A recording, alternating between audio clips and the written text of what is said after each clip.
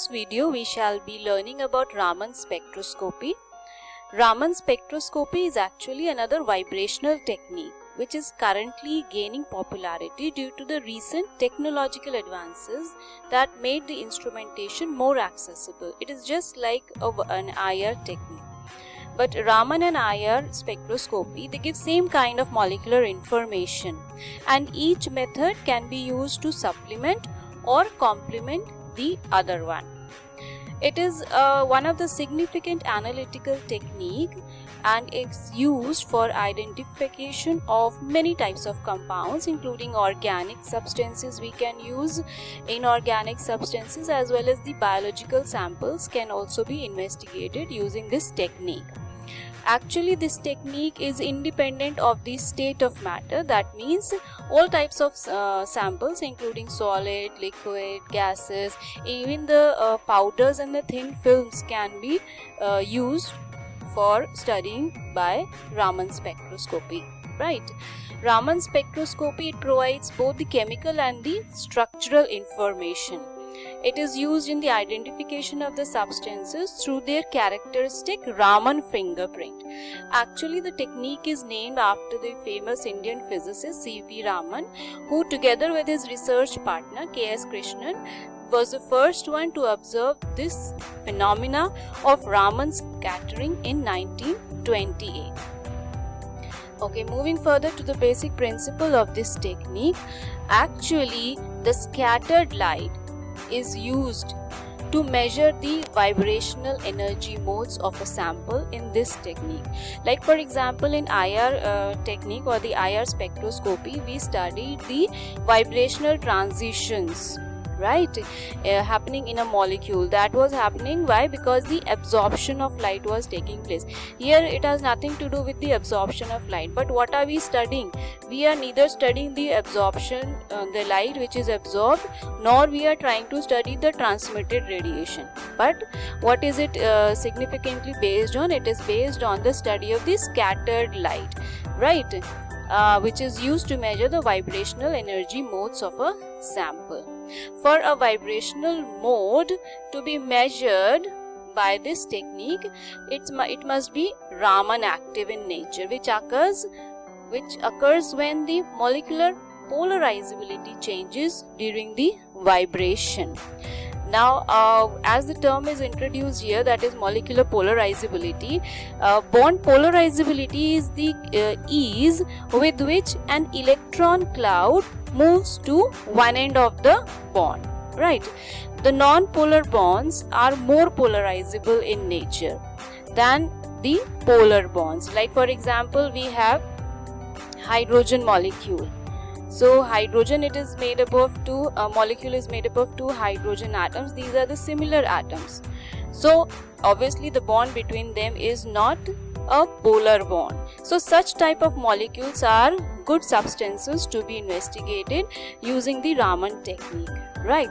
Now, why does this happen? This is the reason actually why homonuclear diatomics can be Raman active, and they are studied by the Raman technology. If you remember, in our previous videos, we mentioned that such molecules cannot be studied by the IR spectroscopy. They are IR inactive molecules. But yes, we have a technique for them also, right? That is Raman technique. Now, actually, in a polar bond, like for example, some electronegative element, if I replace this hydrogen with a chlorine atom over here, so chlorine is more electronegative. That means the bond between the hydrogen and chlorine is a polar bond, becomes a polar bond. So in a polar bond, the more electronegative atom will hold the electrons closer to itself, and this limits the polarizability of the molecule. Right. This means that non-polar bonds are always Raman active in nature, whereas the polar bonds, they decrease in Raman activity. Why? Because the electronegativity difference in the atoms in the bond increases. So this is the reason why the homonuclear diatomics are very active in Raman technique, or they are called as Raman active molecules. right? And the basic principle of this technique is the polarizability. The more polarizability, the more active will be the molecule in this particular technique. And yes, of course, not all the vibrational modes can be detected using Raman spectroscopy, and this technique extracts its information through the detection of Raman scattering from the sample. As I mentioned, no absorption is studied, no transmittance is studied, but the scattering is studied. So the technique gathers all the information from whatever light is scattered from the sample, right? So taking this basic principle forward, keeping into mind that it is the polarizability which is the building block of this technique. Now let's try to study Raman scattering. When a light, or let's say a more aptly as monochromatic light or a laser beam is made incident on a molecule, then what happens? The molecule absorbs the energy from the beam and it moves to a higher energy state, right?